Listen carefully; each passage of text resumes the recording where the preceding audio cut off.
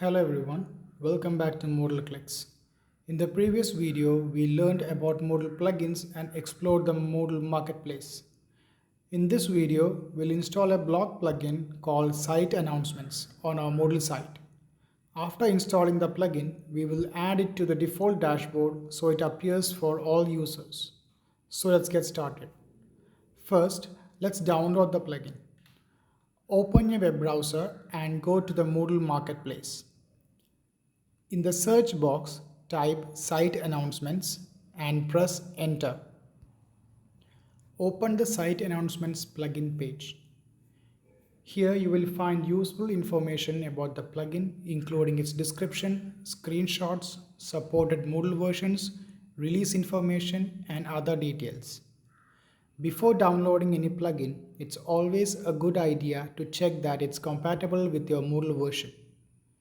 Here you can see that this plugin supports Moodle 5.2. One thing to note is that downloading plugins from the Moodle Marketplace now requires a Moodle Marketplace account even for free plugins. Click Download for free and you will be prompted to sign in. If you don't already have an account, click Sign Up and create one. Once the download is complete, switch back to your Moodle site. For this tutorial, I have already downloaded the plugin. Go to Site Administration, click Plugins, then click Install Plugins. Now drag and drop the zip file into the upload area. You can also click Choose a file if you prefer to browse for it. Once the file has been selected, click Install Plugin from the zip file. Moodle will now validate the plugin package. If everything looks correct, click Continue. On the next page, Moodle displays the server checks. Scroll down and click Continue. On the following page, Moodle displays the plugin details. Click Upgrade Moodle Database now. Depending on your server, this step may take a few moments. Once it's finished, click Continue. You will now see the blog settings page. Here you can add up to 3 announcements. For this demonstration, I'll simply enter 3 sample announcements. Once you have finished adding the announcements, click Save Changes. The Site Announcements block has now been installed successfully.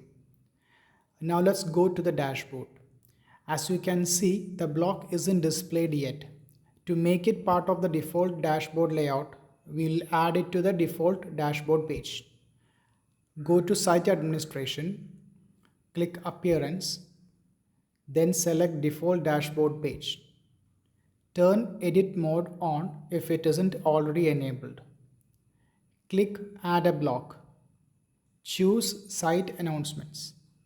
The block is now part of the default dashboard. You can drag it to the position where you would like it to appear.